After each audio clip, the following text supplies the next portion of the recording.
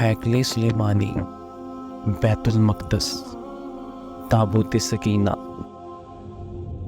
हैकल सुलेमानी एक मशहूर इमारत है जो कदीम यरूशलेम में वाक़या थी। इसका ताल्लुक़ बनी इसराइल के अजीम पैगम्बर हज़रत सुलेमान अलैहिस्सलाम से है। एक आम अक़ीदा है कि बनी इसराइल यहूदी हज़रत याकूब अलैहिस्सलाम की औलाद हैं। इसराइल का नाम हज़रत याकूब अलैहिस्सलाम के लक़ब से रखा गया। इस तरह इनकी कौम की इस्तिलाह बनी इसराइल बन गई। इसराइल और मुसलमानों से मुतल्लिक़ दो अहम कहानियाँ ताबूत सकीना और हैकल सुलेमानी हैं। यहूदियों को सख्त वक्त का सामना करना पड़ा। वो सरज़मीन अरब को फ़तह करने के लिए हज़रत यूश और हज़रत मूसा अलैहिस्सलाम की क़यादत में फ़लस्तीन चले गए। हज़रत मूसा अलैहिस्सलाम के बाद इसराइल के 3 हुक्मरान थे जो कि हज़रत तालूत, हज़रत दाऊद और हज़रत सुलेमान अलैहिस्सलाम थे। हज़रत दाऊद अलैहिस्सलाम ने तालूत अलैहिस्सलाम की बेटी से शादी की। ताबूत हज़रत आदम अलैहिस्सलाम पर नाज़िल हुआ जो हज़रत दाऊद अलैहिस्सलाम तक पहुंचा। इस ताबूत सकीना में लोहे कुरानी और एक असा था जो हज़रत मूसा अलैहिस्सलाम का था। इस संदूक में मुक़द्दस किताब तौरात का असल नुस्खा भी था। तख्तियाँ जो कोह सीना में हज़रत मूसा अलैहिस्सलाम को अनायत की गई थी।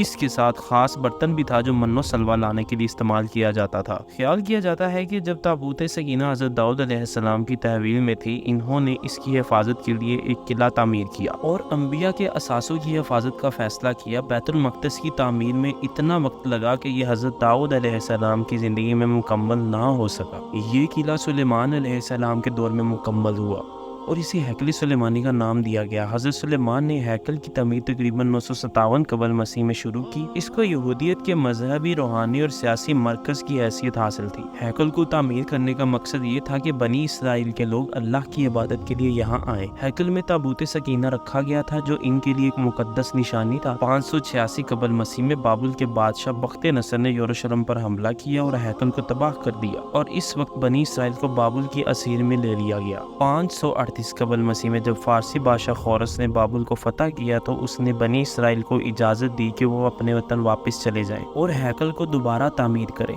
इस तरह 516 कबल मसीह में दोबारा हैकल मुकम्मल हुआ।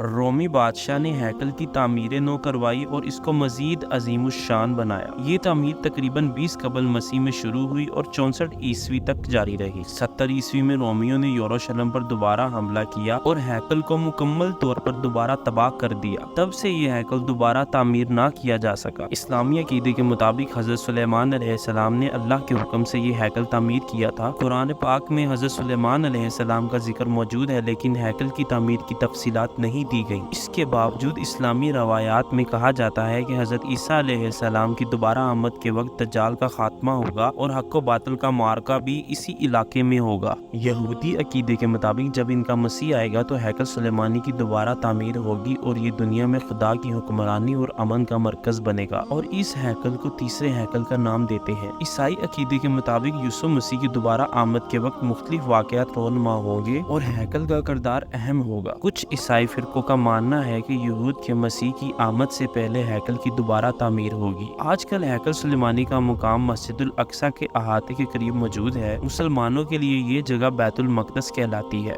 ये इस्लाम का तीसरा मुक़द्दस मुकाम है। मौजूदा दौर में इस जगह पर तामीरात के हवाले से तनाज़ात हैं क्योंकि ये मुकाम तीनों इब्राहिमी मज़ाहब के लिए इंतहाई मुक़द्दस है। हैकल सुलेमानी की तामीर और तबाही की तारीख में ये बात वाज़ेह है कि ये सिर्फ एक इमारत नहीं बल्कि 3 मज़ाहब के अकायद का अहम हिस्सा है। इसी तरह की इन्फॉर्मेटिव वीडियोस देखने के लिए हमारे चैनल को लाइक करें, सब्सक्राइब करें और बेल आइकन का बटन प्रेस करें।